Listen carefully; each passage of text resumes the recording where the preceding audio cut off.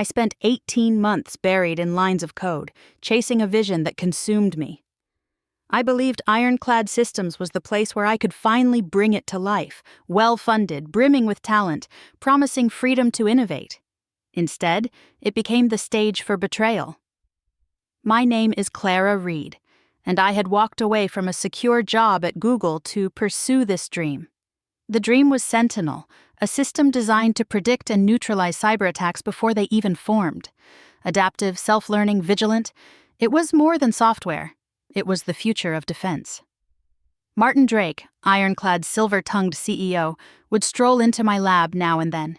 He praised my work with polished smiles, but I never shook the feeling that he wasn't admiring progress. He was calculating ownership.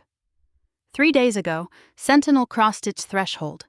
During a simulation, it identified and dismantled an advanced attack entirely on its own. It even spotted weaknesses I hadn't programmed it to find. For the first time, I believed Sentinel had surpassed me. I scheduled a meeting with Martin to share the breakthrough. When I entered the conference room, I found him waiting with Evelyn Marsh, the company's attorney. Their words struck like daggers.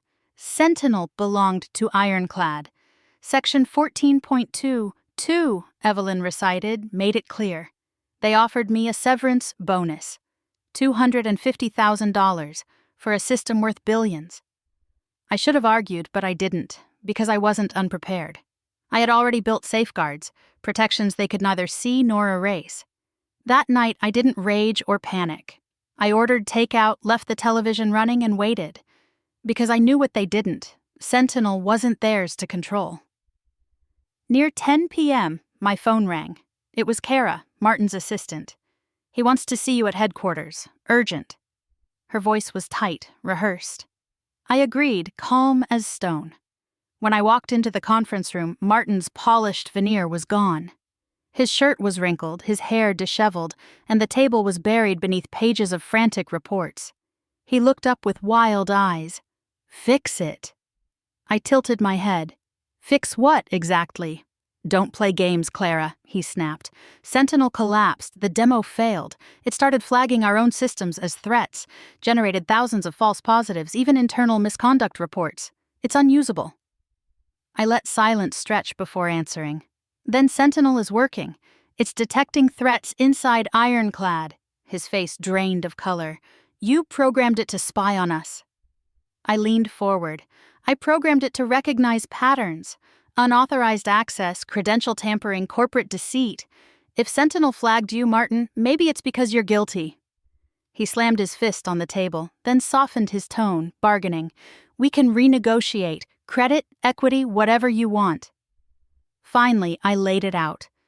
Recognition as Sentinel's creator, half ownership, a board seat, and $10 million. His jaw tightened, but he knew the truth. Sentinel had documented everything, every breach, every deceit. I placed a flash drive on the table. The fix is here, but only if I stay. The next morning, I walked back into Ironclad's headquarters, not as an outcast, but as its newly declared chief technology officer. Martin introduced me to the investors with a smile that barely disguised his defeat.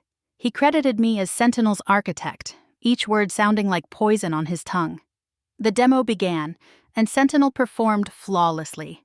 It intercepted simulated attacks, adapted in real time, and neutralized threats with precision. The investors were captivated. One leaned forward and asked, "What inspired this system?" Martin hesitated before answering. It was Clara's vision from the beginning. The pause told the truth, even if his words pretended otherwise. My phone buzzed with a notification from Sentinel. Threat neutralized, system integrity restored, creator protections active. 3 months later, Sentinel prevented a massive attack on a global bank, saving hundreds of millions. Overnight, Ironclad became the industry leader in cybersecurity, and Sentinel was hailed as a revolution.